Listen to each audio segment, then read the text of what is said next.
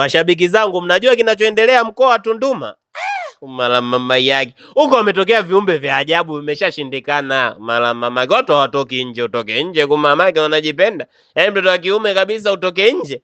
Mwanamke atatembea, ila mwanaume huko atembei. Tunduma unaambiwa kwa mara mama yake. Kuna vijana hao walaia wametoka sayari ya mazi huko kwa mara mama yake.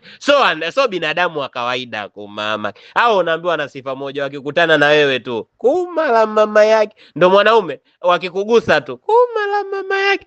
Una mboo kumamake, wanaiba mboo, anaiba mapumbo kumamake. Unakuwa hivi mweupe tu, unaweza ukaitwa antikitumboa. Unaongea unacheka, unaendelea kucheka.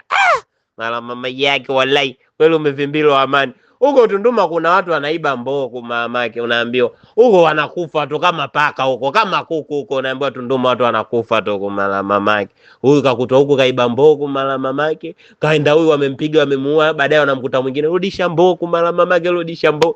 Kuma anapitia mboo. Sasa jiulize mboo zinaenda wapi kwa mamake. Kwa mtaalamu Mkulanga huko akaniambia huko Tunduma nimehitajika nikafanye, kuna kazi inabidi nikaifanye. Kaambia kazi gani? Mtaalamu ndo akananigusishia sasa. Niambia huko kuna viumbe vimetoka sayari ya maji, sasa vimeshindikana.